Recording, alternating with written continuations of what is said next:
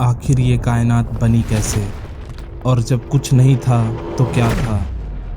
तो सुनो, जब कुछ नहीं था तो सिर्फ अल्लाह था। अल्लाह ताला अपनी आखिरी और मुकम्मल किताब कुरान में फरमाता है कि अल्लाह ने आसमान और ज़मीन को 6 दिनों में बनाया और उसका अर्श पानी पर था, और तुम्हें इसलिए पैदा किया कि तुम्हें आजमाए कि तुम में से अच्छा आमाल कौन करता है। अल्लाह ताला ने जो चीज़ सबसे पहले बनाई वो उसका अर्श था, और इसके बाद अल्लाह ताला ने एक कलम को पैदा फरमाया, जिसके बाद अल्लाह ताला ने कलम को लिखने का हुक्म दिया। तो कलम ने अल्लाह से फरमाया कि मैं क्या लिखूं।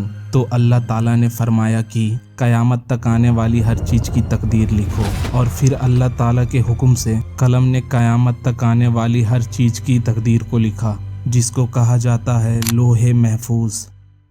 ये लोहे महफूज ज़मीन व आसमान के बनाए जाने से 50,000 साल पहले ही लिख दिया गया था।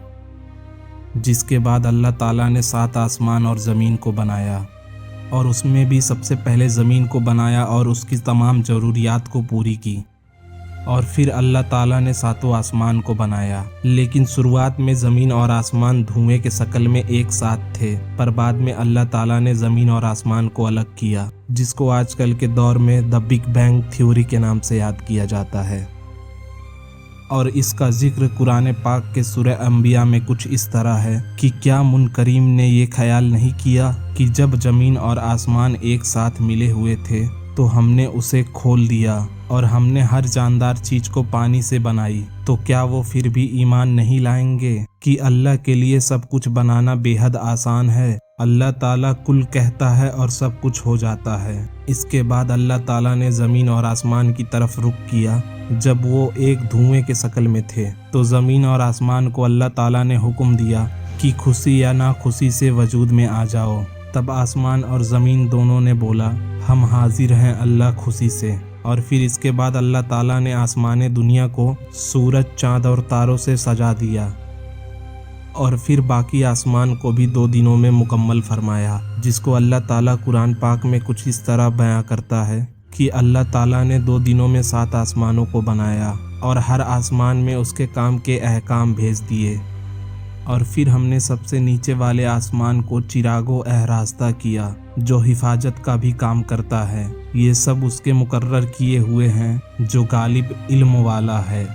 इसके अलावा भी कुरान पाक में एक जगह कुछ इस तरह कहा गया है, और अल्लाह ताला ने इन आसमानों के बीच चाँद को रोशन किया और सूरज को चिराग बनाया, और फिर अल्लाह ताला ने ज़मीन को फैलाया और उस पे वो सब चीज़ों को पैदा किया जो इंसानों के लिए ज़रूरी थी। जिसके बाद अल्लाह ताला ने नूर से फरिश्तों को बनाया, जो कि अल्लाह ताला के फर्मा बरदार हैं और वो कभी भी नाफरमानी नहीं करते। इसको अल्लाह ताला ने कुरान पाक में कुछ इस तरह फरमाया कि जहन्नम के आग पर ताकतवर फरिश्ते मुकर्रर हैं जो कभी भी अल्लाह ताला के हुक्म की नाफरमानी नहीं करते, और वो वही करते हैं जो उनको हुक्म दिया जाता है।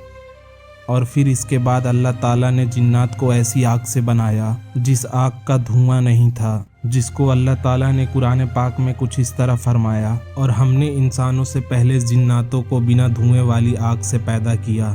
जिन्नातों की सलाहियत भी इंसानों से मिलती जुलती है। वो बाइख्तियार थे, अक्ल रखते थे, सोच समझ सकते थे, और उनको आज़ादी भी दी गई थी, क्योंकि जिन्नातों को भी अल्लाह ताला ने इबादत के लिए बनाया था। जिसको अल्लाह ताला कुरान पाक में कुछ इस तरह फरमाता है कि मैंने जिनों और इंसानों को इसलिए पैदा किया कि वो मेरी इबादत करें, मगर वो इंतहाई नाफरमान निकले। लेकिन एक जिन ऐसा था जो इबादत गुजार और फर्मा बरदार भी था, इब्लीस। इब्लीस को अल्लाह ताला ने इज्जत दी और जन्नत में रहने की इजाज़त भी दी, लेकिन बाकी जिन्नातों ने अल्लाह ताला की नाफरमानी की और इस कदर फसाद किया कि अल्लाह ताला ने उन पर फरिश्तों की फ़ौज उतार दी और इब्लीस को भी भेजा ताकि वो उनसे लड़े और उनके फसाद को ख़त्म कर दे।